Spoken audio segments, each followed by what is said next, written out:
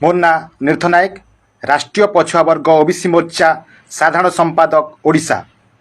बंधुगण, राष्ट्रीय पछुआ वर्ग मोर्चार तृतीय राज्य अधिवेशन आसंता 8 अक्टोबर 2023 तारिख दिन बरगढ़ सहर में अनुष्ठित हेबो।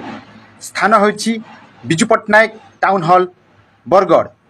आहु एही अधिवेशन को राष्ट्रीय पछुआ वर्ग मोर्चार राष्ट्रीय अध्यक्ष माननीय चौधरी विकास पटेल अध्यक्षता करिवे।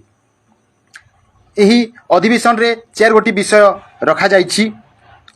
प्रथम विषय है जातिभित्तिक जनगणना एवं ओबीसी मानकर जातिभित्तिक जनगणना न करिबा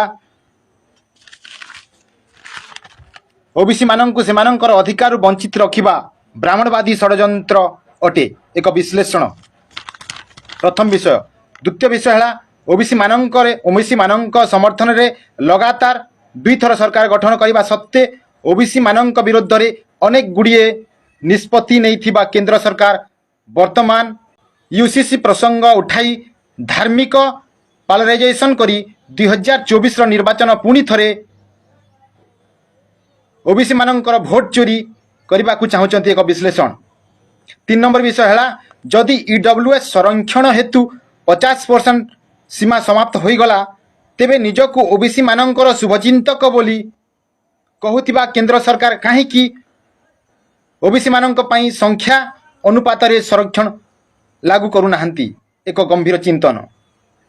4 नंबर विषय है ओडिशा रे शिक्षा क्षेत्र रे चाकरी क्षेत्र रे राजनीति क्षेत्र रे ओबीसी मानक न्याय न मिलिबार कारण कौन एक चिंतन।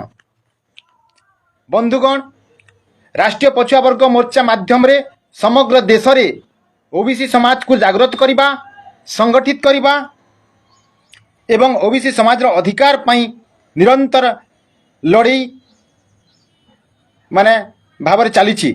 ओबीसी समाज निजर हक अधिकार विषय अवगत नुहंती तेणु राजनीतिक दल माने जाति और धर्म नाम रे विभ्रांत करी ओबीसी समाज रो भोट नेउछंती किंतु कोनोसी समस्यार समाधान करू नाहंती।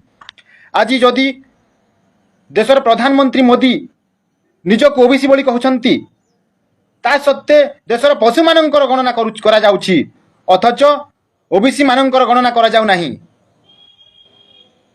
ना ओबीसी मानकर जनगणना करा जाउछि ना तांकु तांको संख्या अनुपात रे प्रत्येक क्षेत्र रे प्रतिनिधित्व दिया जाउछि। कोनोसी समस्यार समाधान हेउ नाही।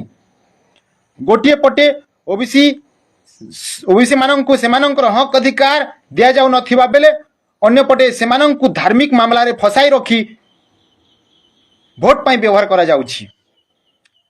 राष्ट्रीय पछुआ वर्ग मोर्चार प्रयास जे ओबीसी माननकु तांकर अधिकार पाई जागृत करी राष्ट्रव्यापी आंदोलन निर्माण करिबा जहा द्वारा ओबीसी समाज रो समस्या को समाधान करा जाई पारिबो। राष्ट्रव्यापी संगठन तथा आंदोलन निर्माण करिबा लक्ष्य रे चलित वर्ष भारतर प्राय 17टी राज्य रे राज्य स्तरीय अधिवेशन आयोजन करिबा पई करा जाईछि।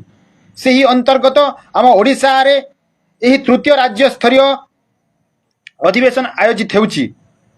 तेणु समस्तंकु निवेदन करा जाउछि जे एही अधिवेशन को सफल करिबा पई तन मन धन सहित सहयोग करिबा को हेबो।